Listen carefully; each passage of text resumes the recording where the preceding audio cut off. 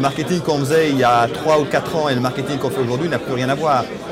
Pas qu'il soit meilleur ou qu'il soit moins bon, il est simplement différent. Aujourd'hui, grâce au digital et grâce au big data, on a beaucoup d'informations sur nos clients et nous, dans l'hôtellerie, on en a beaucoup, comme vous pouvez l'imaginer. Maintenant, il faut savoir l'utiliser. Et pour l'utiliser, il faut avoir des équipes nouvelles, il faut avoir des gens qui vont mieux connaître les clients pour pouvoir mieux communiquer, adresser le bon message, adresser la bonne offre au bon moment pour que le client soit satisfait, tout en respectant son intimité et sans être trop intrusif. Ça veut dire que quasiment tout change. Au-delà des simples concepts du marketing, je connais mes clients et je sais quelle est ma proposition de valeur, la manière désormais de réfléchir à son client a changé, la manière d'exprimer et de communiquer sa proposition de valeur a changé, la manière dont on va continuer à engager le client après une transaction va changer, donc quelque part tout change. Quelques exemples concrets. Désormais dans le digital, le client ne peut plus être touché simplement par un seul canal, il est plus simplement dans la vie réelle. Et quand on voit des organisations organisées online, offline, c'est toujours choquant pour moi parce que quelque part c'est le même client dans les deux mondes. Un deuxième exemple, la manière dont les départements marketing désormais doivent être prêts à se confronter à des chiffres. Pendant des années on était dans l'impression, maintenant dans le scientifique. Le marketing prend contact avec la donnée, prend contact avec des événements mesurables et ça change la donne de manière extrêmement forte. Il y a un aspect du marketing qui a été mis en avant encore ce matin, qui est l'aspect mathématique. Moi, il se trouve que moi, je viens des mathématiques et j'ai été ravi de voir ça, que le futur marketing, c'est un marketing de maths.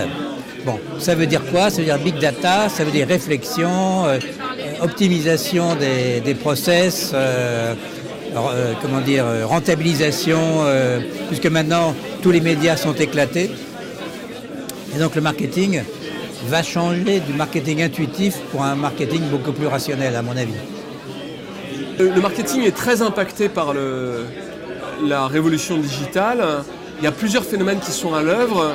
Il y a évidemment ce qu'on dit depuis toujours, le fait qu'il y a des nouveaux silos qui apparaissent, des nouveaux moyens de toucher le consommateur, ça c'est évident. Il me semble que ce qui m'intéresse, moi, c'est plus la notion d'avoir une unicité dans le parcours client, ce qui a été évoqué ce matin, et de faire en sorte qu'on comprenne qui sont les gens. Je suis stupéfait de voir que 15 ans après le début de l'e-commerce, on sait très très peu de choses sur les gens qui font de l'e-commerce. On a une mauvaise compréhension de ce qui se passe, etc. On ne sait pas pourquoi ils sont là, on ne sait pas quelle est la vraie valeur des réseaux sociaux. On a valorisé à un moment les likes comme étant la panacée ultime. On se rend compte que ça ne l'est pas forcément.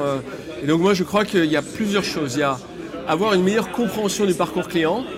Après, il y a mettre en œuvre ce qu'on appelle les learning machines, c'est-à-dire des mécanismes automatiques pour faire en sorte non pas de persécuter les gens, mais au contraire de leur rendre du service. Et in fine, ce que je dis assez souvent, c'est que je pense que le marketing va disparaître. C'est-à-dire que le marketing idéal, pour moi, c'est un marketing qui se fait plus sentir. You know, as someone who's been doing marketing for a long time, I've had to reinvent myself to understand this new world of social, of digital marketing. For me, as someone leading a marketing organization, I have to analyze, do I have the right organization for today and for tomorrow? That means retraining people. That means changing some people and bringing in new skills. We talk about bringing in the nerds, the analysts who can analyze the data and give you insight.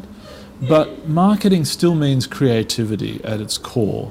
So our belief is you've got to combine the creativity, the art and the science together to get the best results and to be able to present that personalized view to your customers. C'est d'abord penser client avant de penser produit. C'est pas être dans la communication, c'est être dans le lien. C'est se dire que le one-to-one, c'est pas un fantasme. Je peux parler, adresser chaque client de façon unique et pas simplement pour des interactions transactionnelles.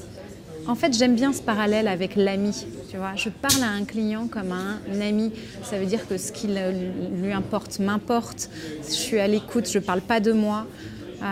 Donc pour moi, c'est ça se réinventer pour le marketeur. C'est passer de la communication à la relation. Donc il y a un enjeu de sincérité et de ton. Et puis il y a un deuxième truc, c'est former sa direction générale. Il doit d'abord penser totalement différemment de ce que les marketeurs ont pensé jusqu'à présent. Ce matin, on a assisté à plusieurs présentations qui étaient extrêmement révélatrices. Il ne s'agit plus d'imaginer le consommateur comme une cible et comme un partenaire, et de rentrer dans une logique conversationnelle, d'imaginer organiser différemment la co-construction de ses offres, que ce soit des produits ou des services, et surtout d'entretenir une relation qui n'a plus, je dirais, de séparation entre le off et le on. Tout ça, ça a été très très bien mis en exergue avec des valeurs d'exemple très pertinentes. Je pense que globalement, c'est une façon non pas seulement de réinventer le marketing, mais de réinventer la relation client. Et je dirais même plus la relation des collaborateurs entre eux. Parce qu'on ne peut pas imaginer une entreprise agile, susceptible de pouvoir répondre aux grands enjeux de ses clients, sans qu'à l'intérieur, la révolution ait été faite.